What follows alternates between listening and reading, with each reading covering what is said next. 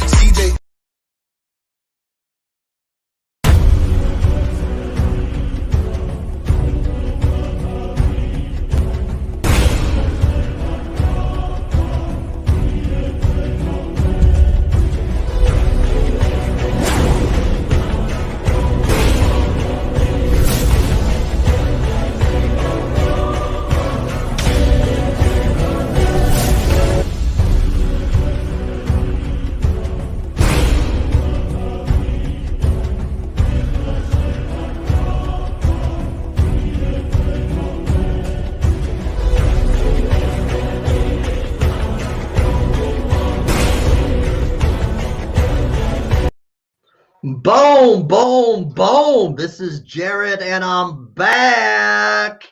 Hey guys, I am super excited to do another Warriors Quest show today.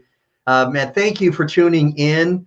Thanks for your loyal support, and please don't be stingy. All right, don't be stingy. Smash that share button.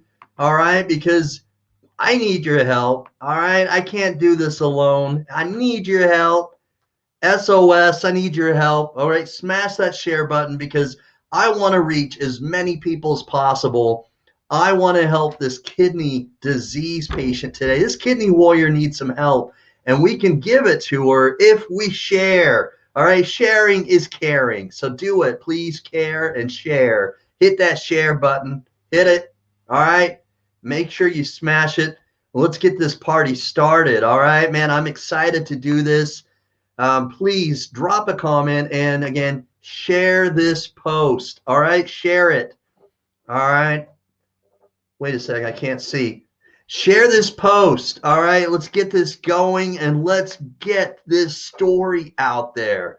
All right. So we've got a kidney warrior, all right, who has a very unique story. She's from Michigan. All right, Livonia, I think it's pronounced, Michigan.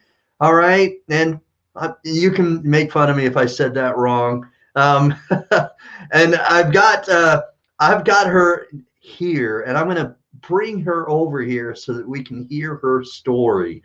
All right, but please give her a very, very warm Warriors Quest show welcome and drop. All right, I mean, drop a comment. Okay, let's get this interactive. I want to see questions. Thank you for tuning in, Candy, Steve Belcher in the house, and Jim. Thanks for watching and thanks for sharing, everyone. So I'm going to bring her on. All right. So again, she's from Livonia, Michigan. All right. Leslie Marie White is our very special guest, and I'm going to bring her on now. I'm going to do a very special. All right, let's do this VIP intro. She deserves it. She's special. She's looking for a kidney donor. I need your help to get this broadcast to as many people as possible. I'm going to give her a VIP intro. She is our VIP tonight. Here we go. Leslie's coming on. Boom.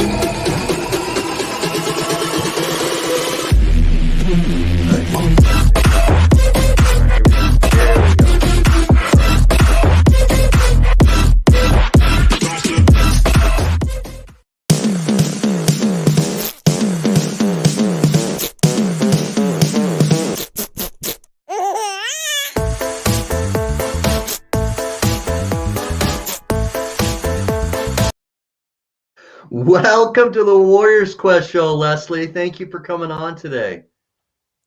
Hi, Jared and everybody. Thanks for having me. Oh, you're welcome. So, man, did I pronounce that right? Is it Livonia or how is that pronounced? Yeah, you pronounced it right, but I was born in Livonia, Michigan, but I Okay, actually live in Georgia, and I've lived here Georgia. for most of my life since I was like 3. So All pretty right, much all I'm a right. Georgia peach. Pretty much your Georgia peach. All right, I like that. Yeah. You know, everybody I've ever met that's from Georgia is just the nicest people. So you haven't proved me wrong. It's that Southern hospitality. Right. Yeah, exactly. So that's nice. Good stuff. So tell me a little bit about, your origin story. You know, every superhero has an origin story. Before Bruce Wayne became Batman, he was Bruce Wayne at an earlier age, and then all of a sudden his parents, had something, they got shot, all right, and then it drove him to fight crime. So I want to hear your origin story and tell me how how did you grow up? Was it all peaches and cream, so to speak, no pun intended, with being a Georgia peach? And tell us a little bit about how you grew up there in Georgia, and maybe sprinkle in a little bit about how your journey has come to where you're at right now. Okay. Okay, yeah. Well, to start it off with, I'm going to say my oldest sister, Michelle, she was diagnosed with Alports when she was 12. And my dad gave her one of his kidneys when she was 12. And so when I was born, around about the same time she was getting her transplant, I was born. And so they found out that I have Alports. And so they automatically start testing me for kidney disease and all that, and found out I have Alports, just like my oldest sister. And everything has been fine, really. I mean, I don't feel, growing up, like, I didn't really ever feel sick or anything. And you go to the nephrologist every year and get tested to see, make sure I'm still in, I guess, the safe range, so to speak. I don't Mm-hmm. need a transplant yet. And so last year in September at my nephrologist appointment, I found out that it's time for a transplant. And I was so shocked because, I mean, I don't feel sick per se, but a lot of people say you don't realize how bad you feel until after you get that transplant. So, Mm-hmm. um,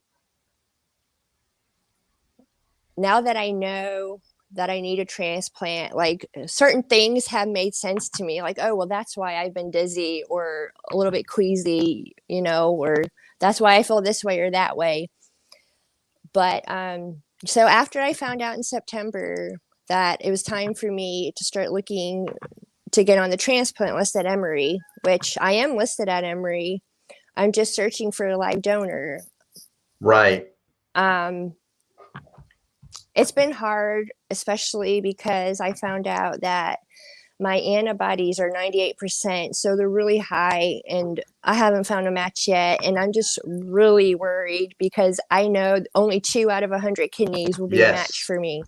So it's Right. very, very important. I could have 50 people tested and not one of them will be a match. I don't even know if I could find 100 people to test for me, because 2 people out of 100 would be a match.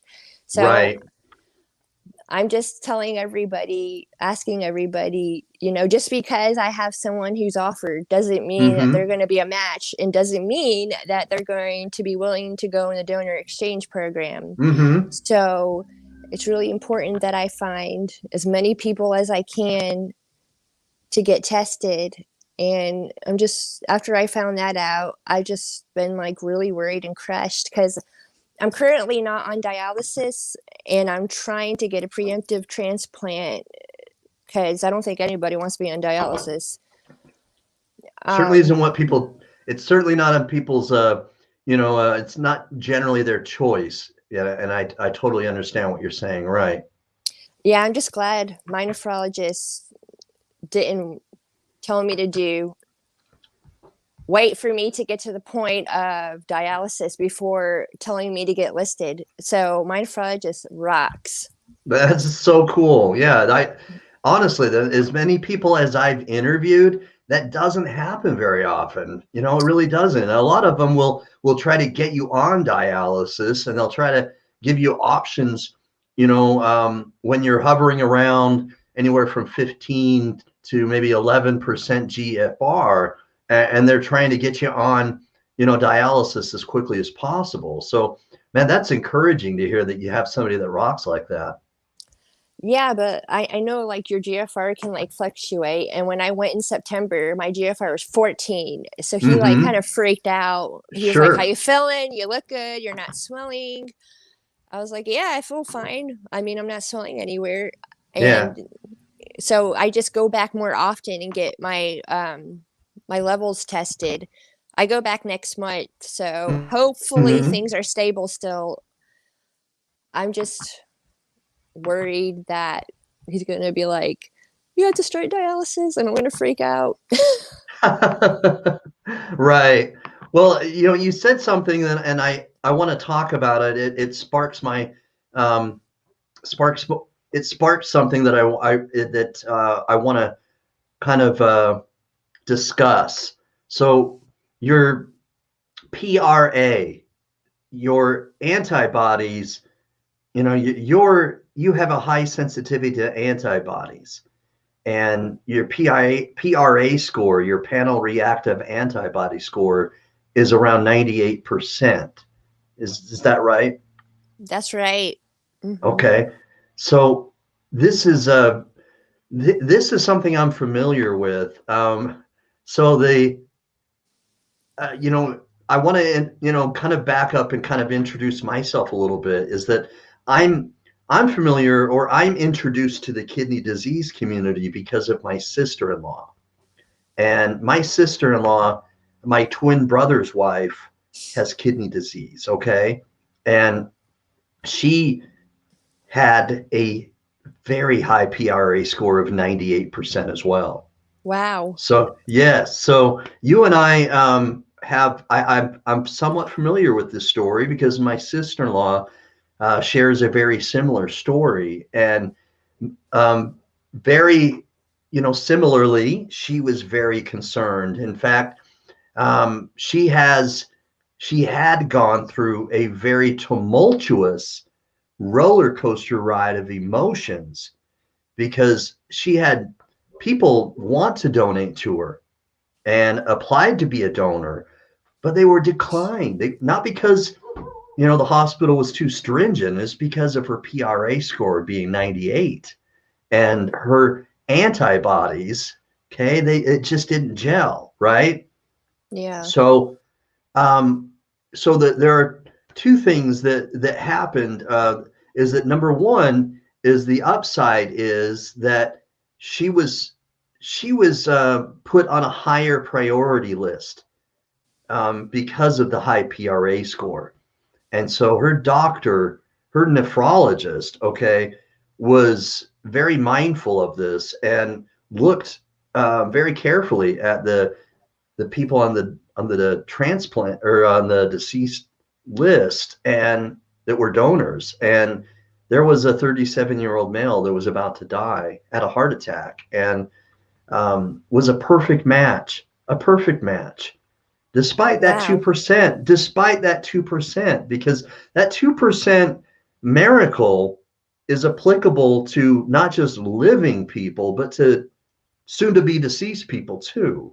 And so Yes. this 2% miracle that we were chasing, the doctor found it, and she had a successful kidney transplant surgery May 25th, 2018. And so miracles do happen, Leslie. They do indeed. And, you know, I believe that God loves you and God will help you find your miracle as well.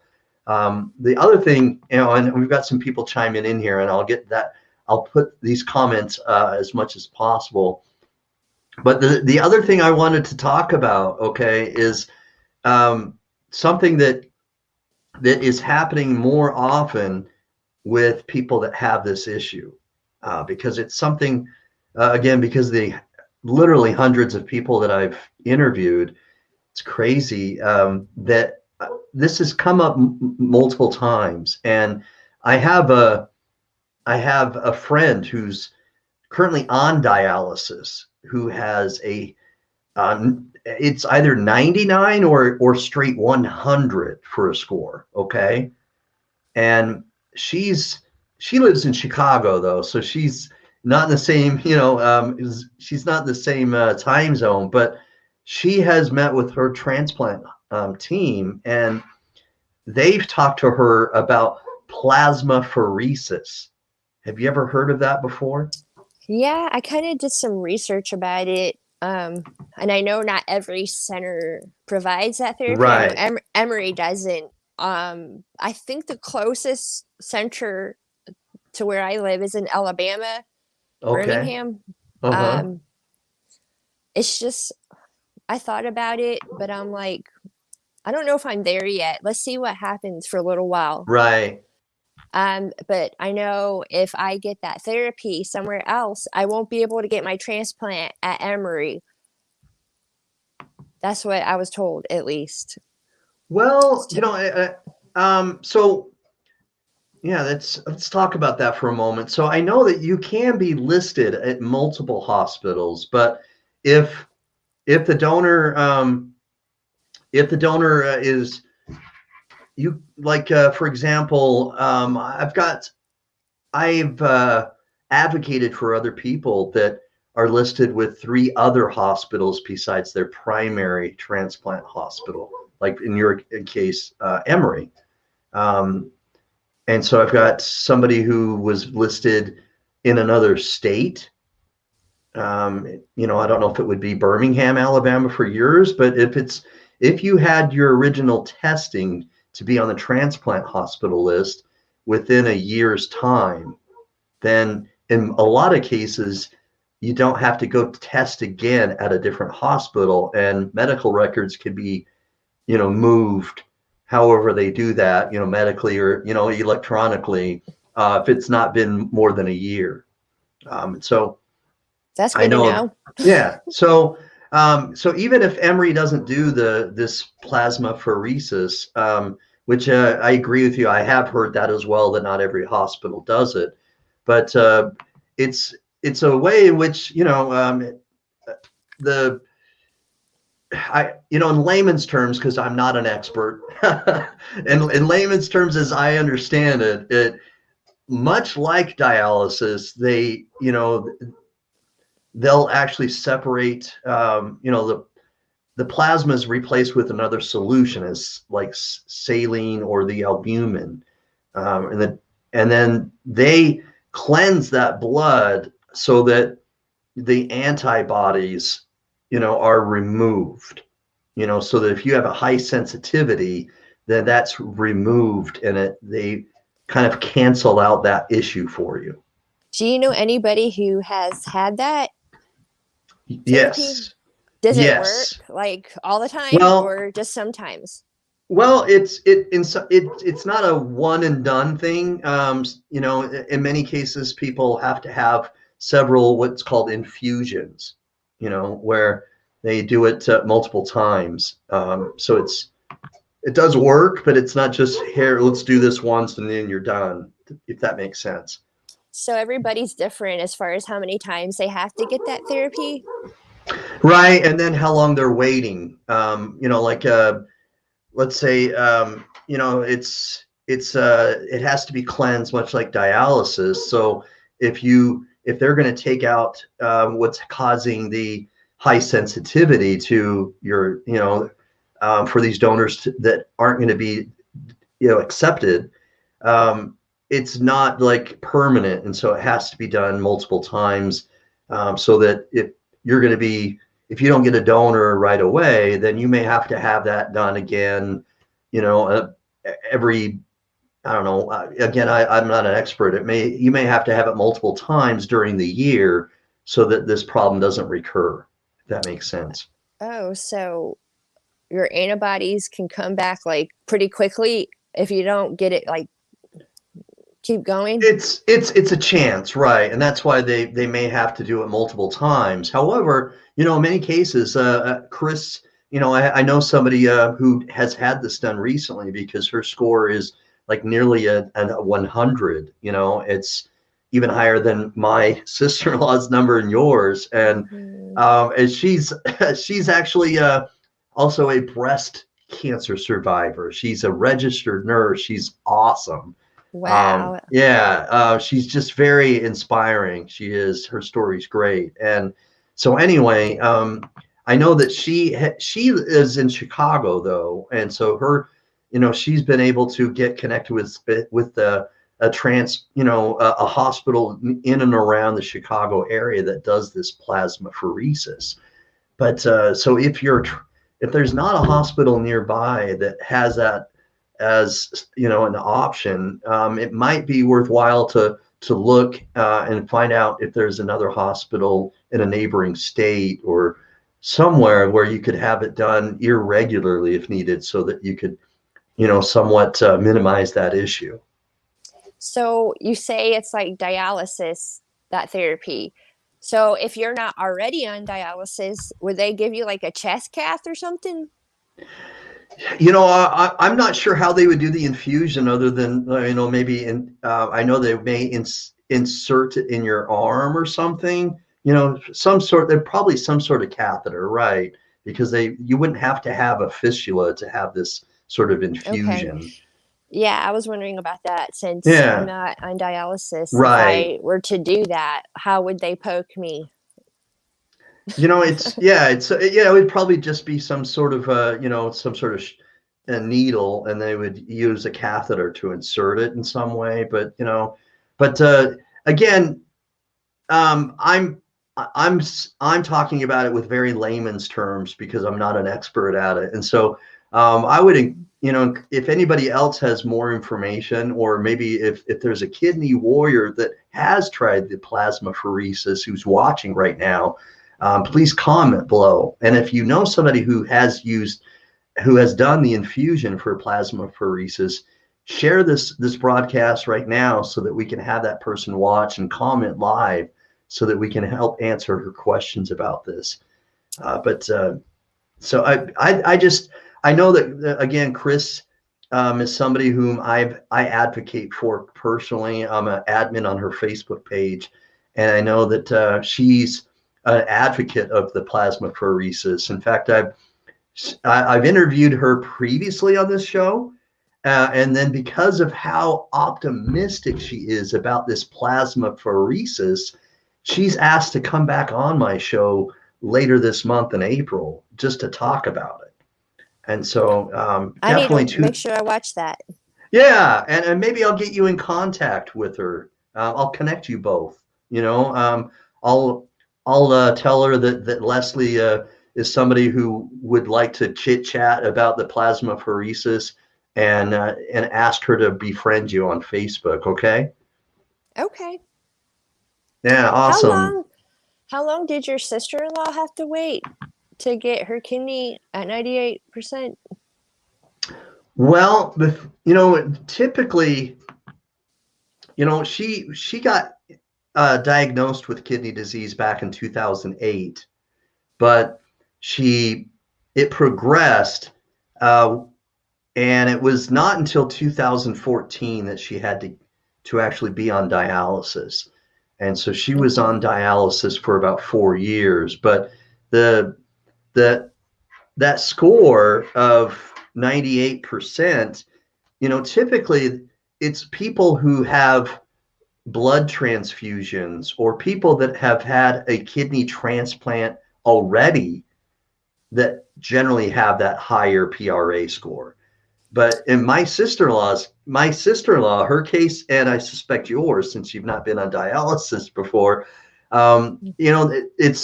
it's kind of an abnormality, and it just happens irregular that people that have not had blood transfusions or transplants, and it's just how your body's reacting. It sounds like that's the way it is for you, right?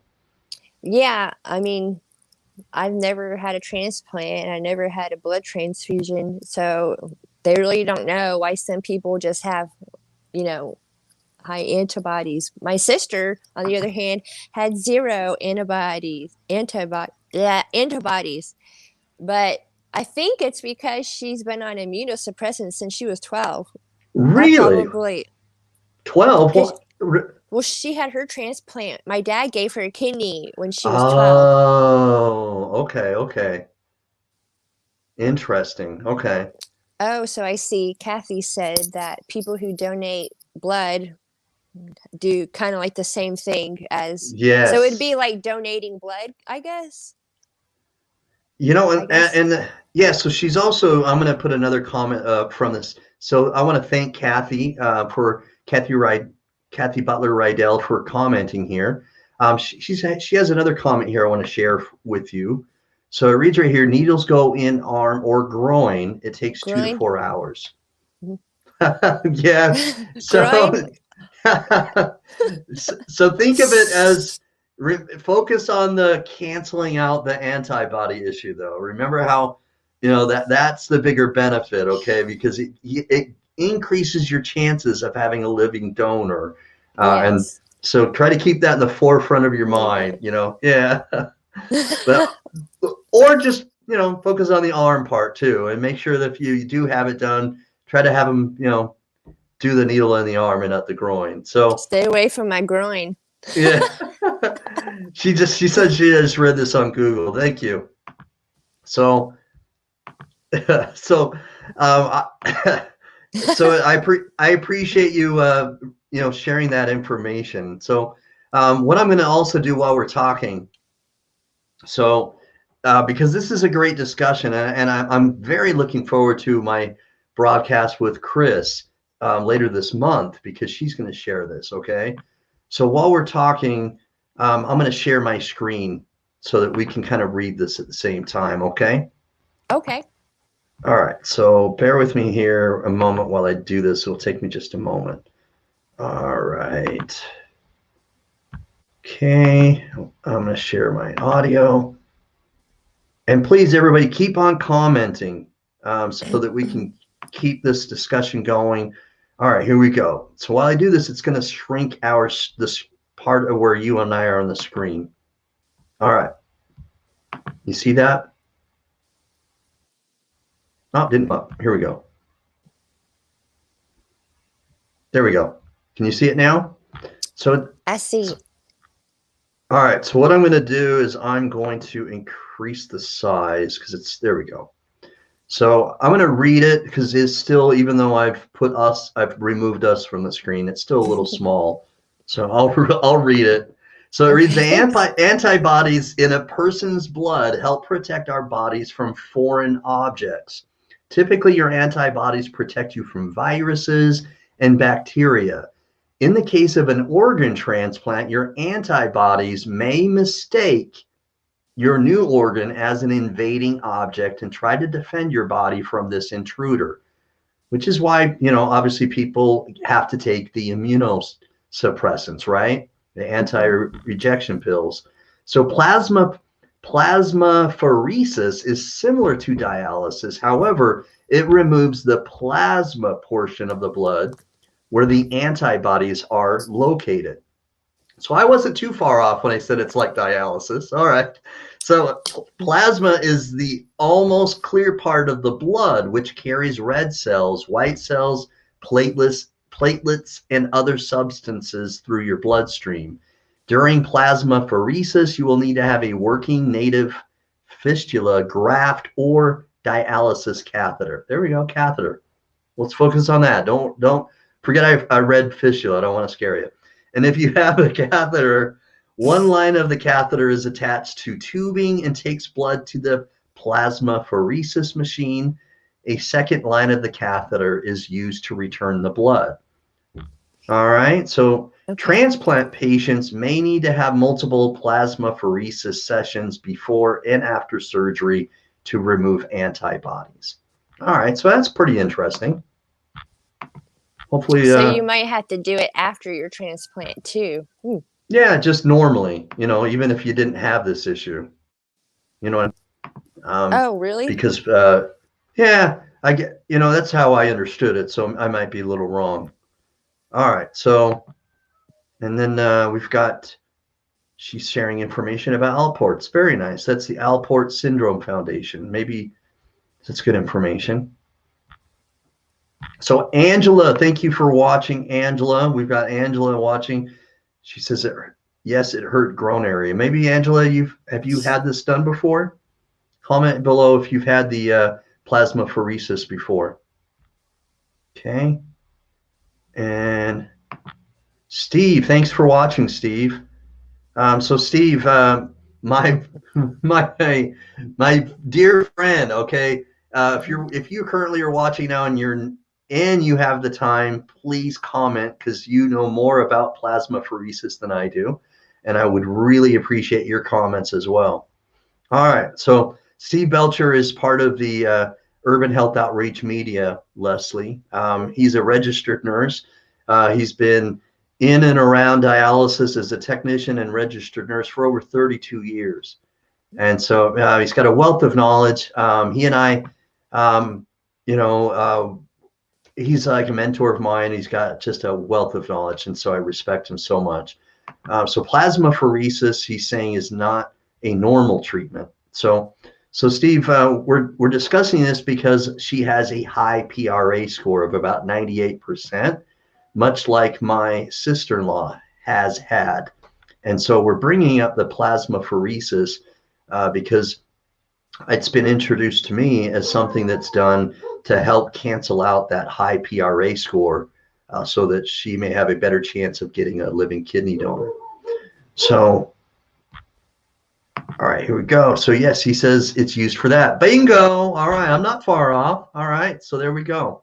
And so Steve, Chris Ann Hernandez is going to be back on my show later this month to talk about what she's learned, and that she was so excited about what she's learned that she wanted to be on the Warriors Quest show again because she knows that it's not only valuable information for her, but other people who are looking for a living kidney donor, like Leslie, who has experienced the same issue. So I'm excited to get more information, and hopefully we can get more information out about plasmapheresis because you're not alone, Leslie. I mean, many people, unfortunately, have had that same issue, my sister-in-law included, of course.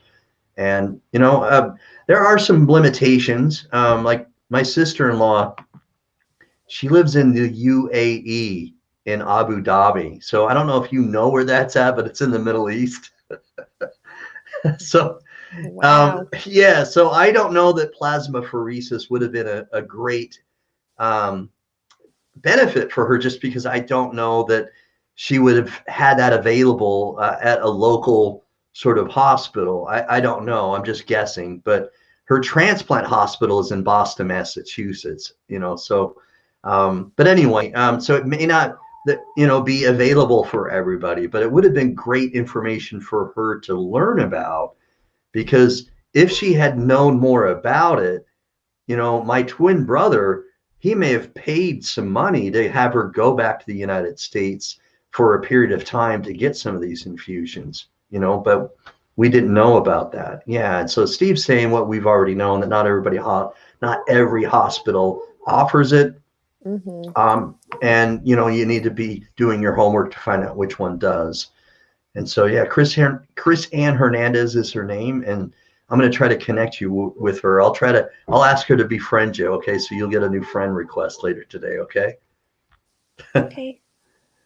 All right. So anyway, I'm excited to get more information about this, and I'm excited so that Leslie gets more information. I'm excited to also get this out there because more awareness for other people that are struggling like Leslie with a high PRA score, that they get more information. All right, so I asked her earlier, if she had ever done plasmapheresis before, and I think that she's responding to my question. I was thinking about when you first start dialysis or emergency room experience. So anyway, and my twin brother was actually on the Lisa Baxter show just last Sunday. And so, yeah, Jeff is my twin brother. So if you see another person who looks like me, Leslie, it's not an imposter. Okay. Okay. Yeah. He doesn't have a beard, though. He has a goatee, but not a beard. Uh, but I was born first, Leslie. I was born first. I'm the senior of the twins. Okay. All right. Yeah. Only by 8 or 9 minutes. But hey, I was still born first. So anyway, so tell me a little bit about when you found out about the Alports syndrome. When were you first diagnosed, or when did you first learn about it? I honestly don't remember when I was first diagnosed because I was so little. Yeah. I mean, I knew I had kidney problems growing up because every year I would go to the nephrologist, and then I always remember having to go get blood work done and how such a big deal it was for me being little. And I remember my mom always telling me, we had to go once a year to get lab work done. Like I never knew like the severity of what I had. I think she didn't really tell me too much because she didn't want to scare me. Mm-hmm. But I just remember going to get blood work. I remember like getting sick when I was little. It was a big deal. Like if I was throwing up and dehydrated, had to go to the hospital. Like I just never really knew how like big of a deal this was. I don't know how to explain it. No, okay. So it sounds as though she was probably careful about how she worded it to you so that Yeah. you didn't get too alarmed. You know what I mean? Which is not, as a parent, I think that maybe I would do something somewhat similar. I can see myself maybe being careful with my verbiage, my words. Yeah, and as I got older, she told me more, and then I would ask my sister that already had a transplant with the same condition, Alports, like me. Mm-hmm. I would ask her more questions, and especially when I found out I needed to go on the list immediately, I really was like on the phone with her, asking her, texting her, all kinds of things. Like I was freaking out. Like it was so Okay. like unexpected. Like because I felt the same. I mean, I wasn't sick in the hospital or going to the doctor because I was sick. So um, they never did a biopsy on me because my sister has Alport. So they Oh, figured their okay. They parents just, like, yeah. I know a lot of people have to get biopsies, but I was lucky right. enough so far not to have to get one. So I Yeah. avoided that needle. Let's see how many more needles Yeah, I can avoid. right. But Let's see if you I can. still go once a month to get Yeah. my HLA lab works done, but Okay. that isn't bad. I'm a pincushion. I mean, I feel like, but I'm sure other people have it worse. But Yeah. getting blood drawn doesn't bother me because I'm used to it. But I mean, I've seen on Facebook like some of those needles they use for hemo, and I'm just like, oh my gosh, I feel so bad Right. for people who have to like that's their only option, like diabetics or whatever, people who can't do peritoneal dialysis. Obviously, peritoneal would be my first choice if I can choose, and luckily, I'm not a diabetic, so I Okay. think that might be an option for me. I've never had any surgeries on my stomach. There you go. Uh-huh. I'm like trying to talk myself, like, okay, we got this. If I have Yeah. to, I You do already know what I PD. want to Yeah. do. Uh-huh. But hopefully, I don't have to do that. But we'll see. We'll see. Yeah. Take it one day at a time. That's what I'm doing. Exactly. So, Right. But I like that you're at least looking at your options because if I'm gonna say a term that my dad used to use. It's not necessarily used nowadays that much, but my dad used to say if I had my druthers. So it's not it's yeah. But my dad used to say that. I used to like look at him and think, what do you even mean by that? But it's like if I were left my own devices or if I had my options, and in my mind, I would have to, consider all my options as well. But I might choose PD myself. I'm not saying that home dialysis, isn't a good option for other people, and I'm not saying that PD is right for everybody. But I think that if I were to choose and I had options, I probably would pick PD as well, because I just feel as though, that would allow me to work, if necessary, right? Where I could still have, I could, possibly still go to work the next day because I'm doing it while I'm sleeping. Hmm. Um, and A lot it's of not a people say perfect they feel scenario. better too. Right. Many people feel that way because they're getting dialysis on a daily basis instead of 3 or 4 days, or 3 days a week. And Yeah. so I've heard that as well. Right. And you So can eat more, which I yeah, like that. the diet, the food restriction is going to be a little bit different. Right. Uh-huh. Diet So has really been a struggle with me though. Like, even though my nephrologist said what I'm doing now is working, but I just want to like prepare myself and learn as much as I can and like kind of eat more towards like less protein and less potassium. That's what he told me to stay away from, protein and potassium. He said potassium. like 4 ounces Mm-hmm. of meat a day. Sometimes I don't even eat that though. Like I'm more like a vegetarian nowadays, Right. but um, I know I go on Davita's website and look at recipes, but a lot of that stuff like is tasteless. I'm like, it tastes like nothing. Like I just like cook this big meal and I'm like, it doesn't taste good. It doesn't have seasonings, or it's too bland. Yeah. Yeah. And I don't use salt, even though I don't have high blood pressure. I still don't Yeah. use it. No, I Um, get it. Yeah. but I It's use a lot of herbs like garlic and onions, things like really yeah. strong. I like vinegar instead of salt if I can. Okay. Uh, but some things are good that I find, and some things are just like, ugh, ugh, ugh. So let me have you ever tried Mrs. Dash? And if there's anybody else watching who's tried Mrs. Dash, comment below as well. I've tried Mrs. Dash. I got a bunch in my pantry downstairs. It's Okay. just that I read the back, and some of Miss Dash ingredients has potassium in it, and so that kind of worried me. I'm Interesting. like, Yeah. not all of them do, but some of them Yeah. do. I'm like, I wonder if that's going to be bad for me. Yeah. Well, certainly, you got to be careful and read everything. I totally respect that. Going to the grocery store is a pits. I'm like, oh my gosh. I have like the most randomest stuff that I can eat, I think. And I'm like, how Yeah. can I make a meal out of this? I'm like reading labels and I'm just like, wow. It's Well, definitely a learning curve. Well, speaking of food, okay, in order to get this information out so that we can make sure people know where to donate, which is right now, the information scrolling across the screen, okay, we want everybody to have a slice of this information, okay? So please share this information, okay? It's like when you have a piece of pizza, okay? If there's a good slice, you're going to share it with your friends and family because that pepperoni is a good one, okay? Especially when it's New York style pizza. Okay, you don't just keep it to yourself. And if you do, don't be stingy. Share that pizza. All right. And we want to share this information for Leslie. So share this information. But the diet restrictions, okay, with PD, maybe a little bit more, liberal. And then, you have the opportunity to move around a little bit more because when you're sleeping and you have a fistula, you're limited that way.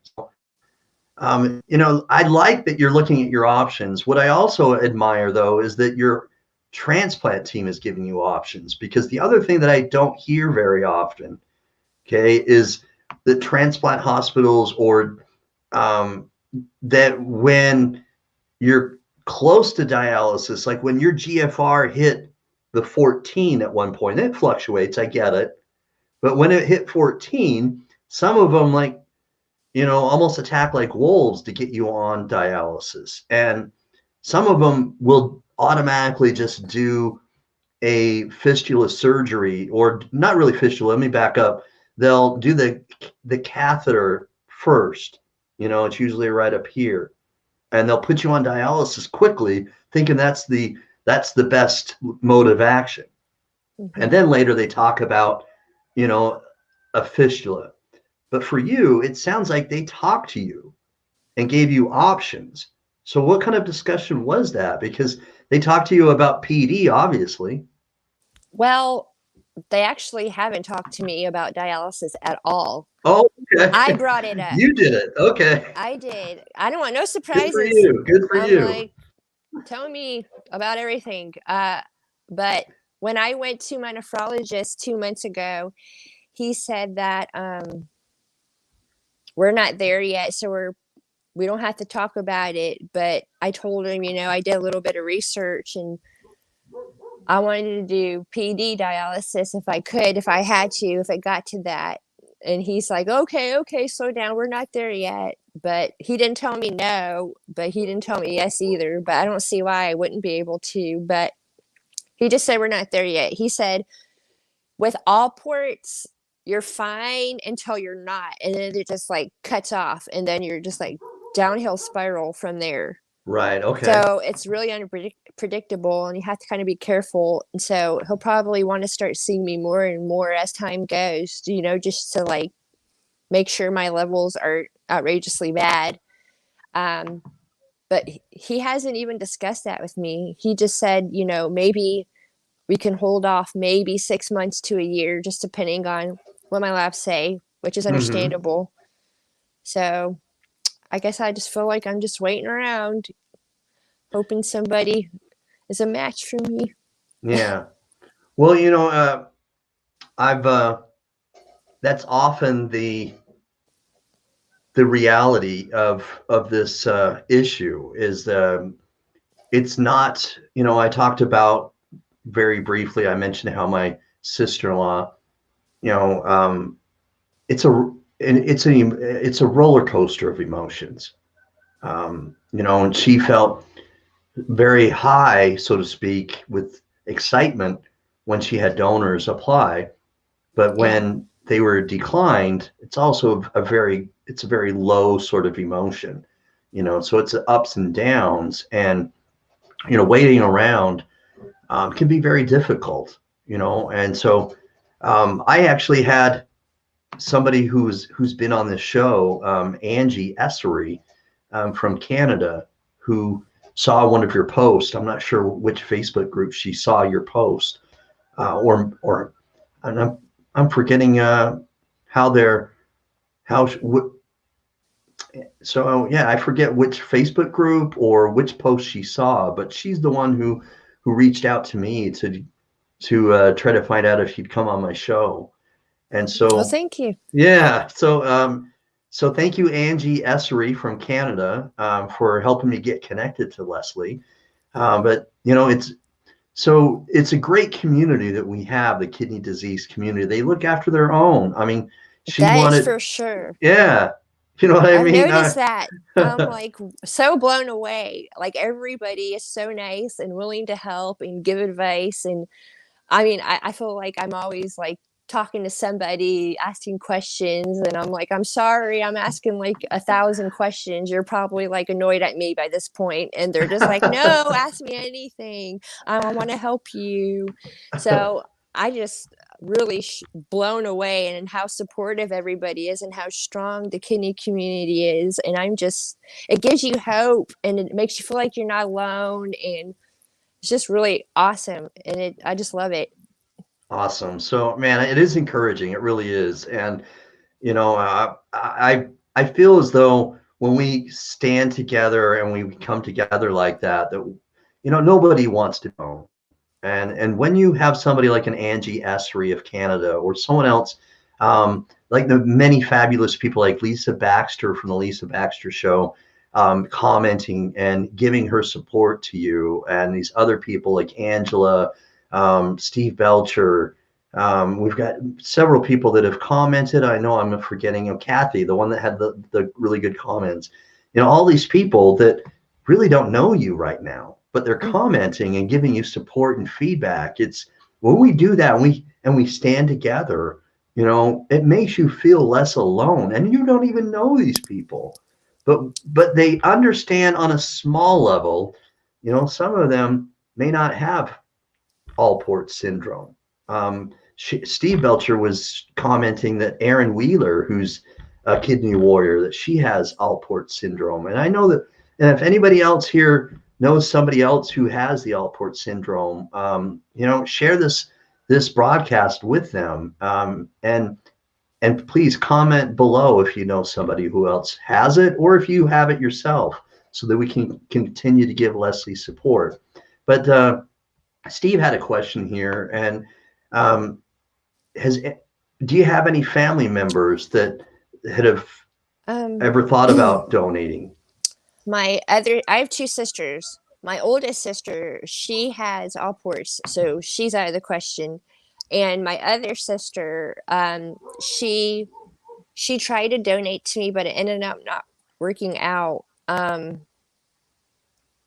She had something going on with her health at the time, so it didn't work out. So I don't have any family members who can donate. Okay. Um, so I'm kind of in a stickler. Well, and that's how we can help you. All right. And that's why I love that we got connected, and I'm helping you get your story out there, because we want to get the story out to the masses. And I want to be able to connect with as many people as possible that have not heard your story before.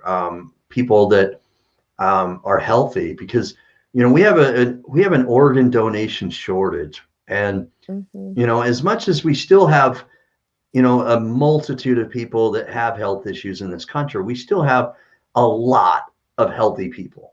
And we have many people that are so healthy that they really don't need two kidneys. They can very easily go with just one kidney, and they're healthy. And so we've just got to get this information out there. And sometimes it's as easy as just getting people informed, because there are so many misconceptions out there. And Yeah. so tell me a little bit about, okay, you mentioned how you found out when you were younger and your parents had talked to you and didn't want to alarm you too much about, the condition. How did it, how has it affected you health-wise, and how is it different from maybe someone else who has kidney failure? Like, how is Alports different from somebody else who might have kidney failure? Yes. Uh, So you had mentioned to me offline that it affects the hearing. oh, Does it yes. also affect vision? How does that Hmm. affect someone physically? It affects your vision. It affects your hearing. Um, so I wear hearing aids in both ears, and I also wear contacts or glasses. And Okay. my oldest sister, her hearing is really bad. She can't hear with her hearing aids at all. Uh, Really? Hers is way worse than mine. She also wears glasses. Um, I'm trying to think if there's anything else that Alports. We both had a lot of problems with our teeth growing up. We both had braces, and Okay. we had like some issues with teeth being impacted, and they had to pull them up and connect them to the braces. We both had that. Wow. Wow. So I don't know if the dental aspect of health problems has Yeah. anything to do with Alports, but it's just crazy that we both did, and nobody Right. else in the family has those dental problems like we've had. Yeah. So I'm guessing maybe that's connected. I always thought I read somewhere a long time ago. I don't know if this is true or not, but they say Alports is more dominant in males. Yes, I But have. I've read that as well. Yes. me and my sister both have it, and we don't know where it came from in the family. Yeah. Like nobody else have died from kidney failure in our family. It's not like polycystic kidney disease where it's Right. obvious and there's many people. So we Yes. have no idea where it came from. So it could go down like Hmm. several generations in your like ancestry line, and you just don't know who it is that may have had it previously. Definitely. Like we have no Yeah. idea. And back then, a long time ago, it's like people didn't know they had kidney failure. They just died because, medicine back then, a long time ago, wasn't really a thing. They didn't have Yeah. technology. So they could have, and we just never knew about it. Right. And technology now is much more advanced, and so it could have been somebody who had it, and you just don't have the story or information. But but unlike polycystic kidney disease, PKD, you have, you don't have multiple siblings or multiple family members, but you do have your sister. How is that? How has that been for you to have somebody who not only is blood, but somebody who's has gone through a very, identical, nearly identical situation? And how has that given you maybe encouragement where you feel like somebody knows what you've been through and what you're already going through? Well, like when I first found out, I mean, I was on her like something, like and I'm sure like flies on. that's what I was thinking, but I didn't want to say it. Yeah.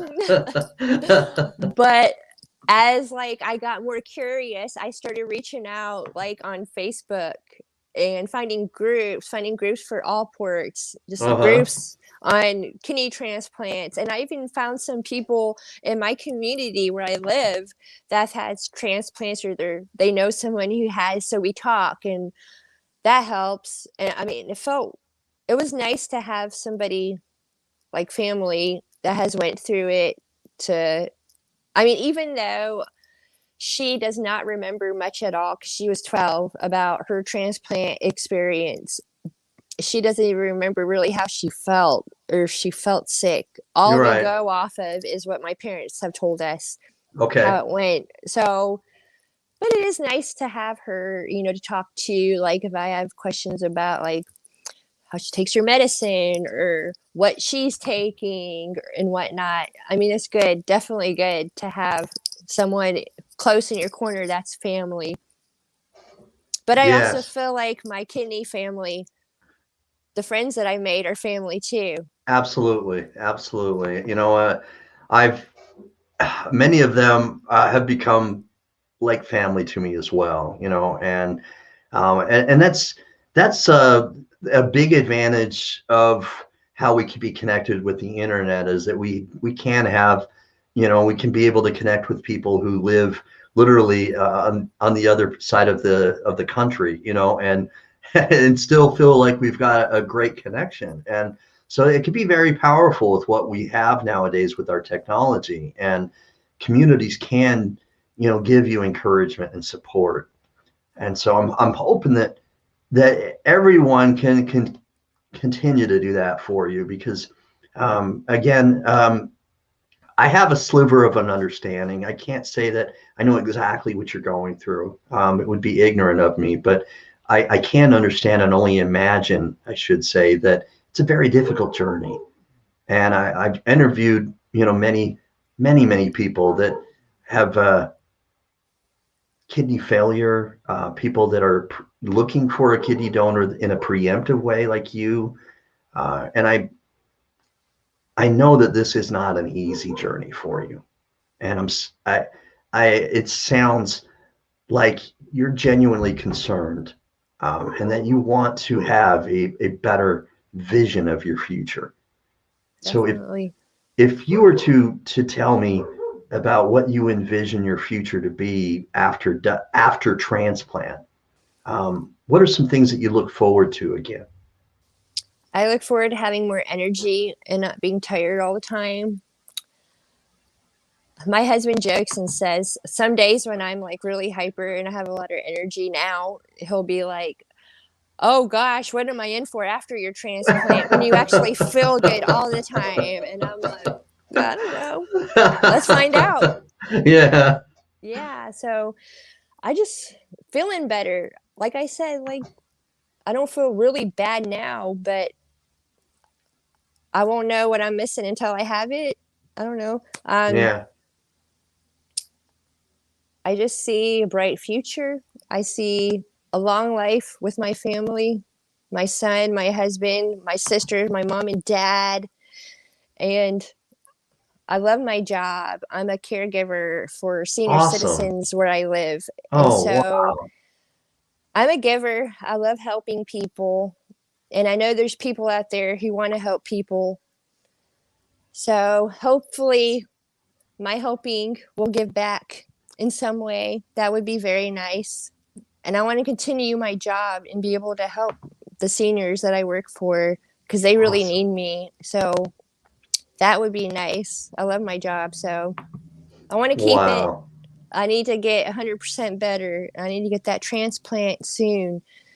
So I'm keeping my toes and my fingers crossed and my eyes if I could, but I can't do Yes. that. So Well, yeah, I'm hoping that everybody else does the same who's watching the show now, and everybody else who watches this as a replay later to do the same thing. You know, even if you're double jointed, make sure you're doing the same thing.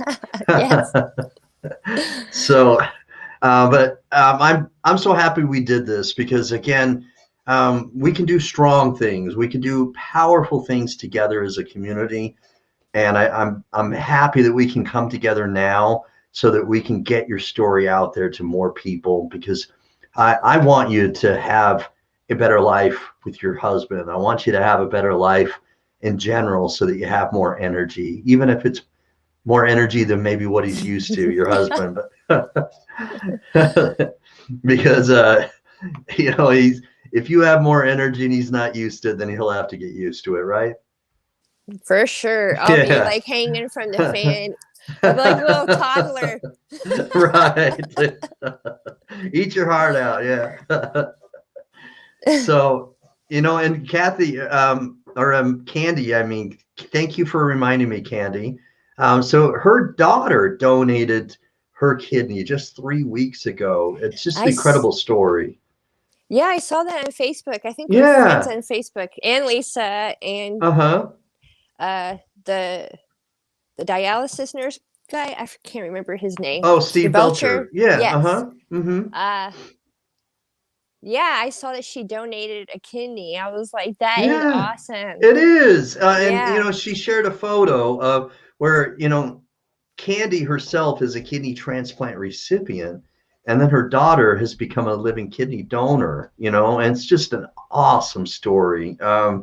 Man, what a legacy to leave behind that you've got within her family, Candy. You've got you yourself a kidney transplant. You're a kidney warrior, Candy, and then your daughter is a warrior herself just for having donated, and you know, so it happens. And people, you know, people are good people in general. Okay. Yes, there are exceptions. You can throw some bad apples out every now and then, but I have to believe that in humanity and that the majority of people are good, you know, and I'm hoping that people can prove me right tonight. Okay. Or 3 days from now, 6 months from now, whoever's watching this as a replay, and have compassion. Okay. Be inspired and do something inspirational and donate to Leslie. All right. Show me that I believe in humanity and that's right. Okay. Because I think that there are good people out there, good people that are healthy that can donate. I believe that. And I'd like to have you prove me right. So we're running out of time here, but what I'd like you to do is just briefly give your shout outs, Leslie. Give out your shout outs to people you love, people you don't love, and people that you want to, you know, maybe give some, you know, a thanks for giving you support and encouragement. All right. Okay. I want to thank the kidney community and all my friends I made that are like family. And I want to thank my family for the support and everybody who has signed up to be my donor already but didn't make the cut. I want to thank them. I want to thank anybody who's considering even donating to me. It means the world to me. And just a shout out to the Alports syndrome family as well.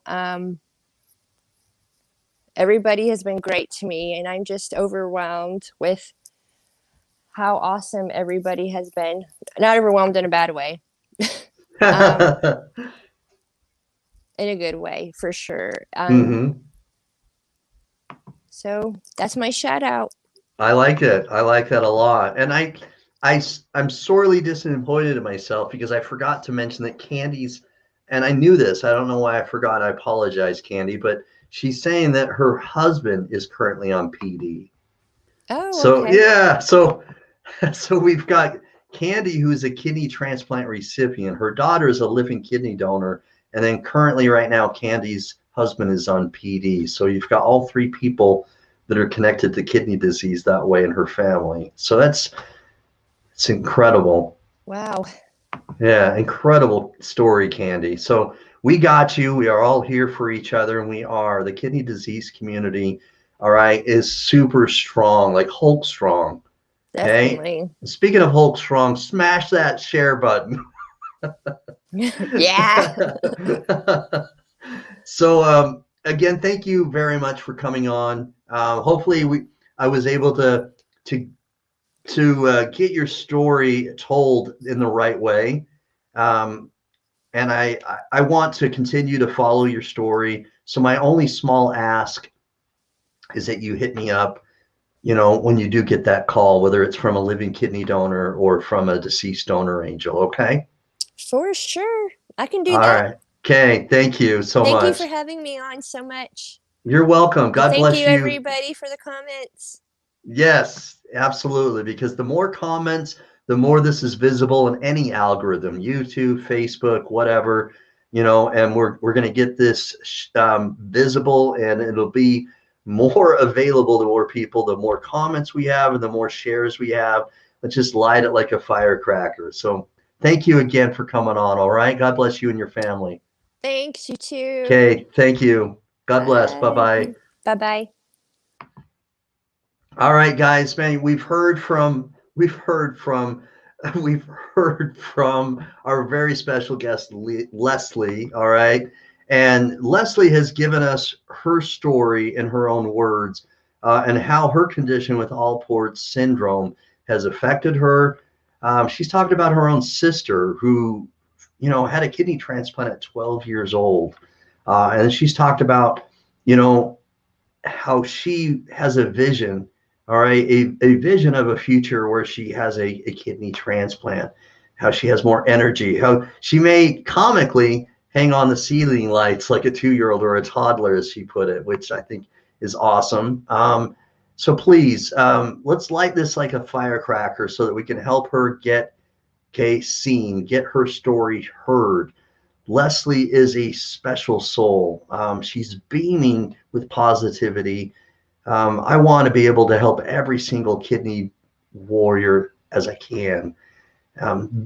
Every person deserves to have a kidney donor. All right, everybody. Okay, every single person deserves a shot, because we don't know when someone's shot is missed. Because I'm still very, very sad that we've lost recently some kidney warriors, and I don't want to lose anyone. I don't want to lose any more, because we've lost some good ones, and I don't want to lose any more. So please be compassionate. Okay? Be compassionate so that we can save somebody. Give them an opportunity to have a living kidney donor is by far and away, it's what everybody that's on this show deserves, and Leslie deserves that as well. So thank you so much for watching, everybody. Thank you for your support.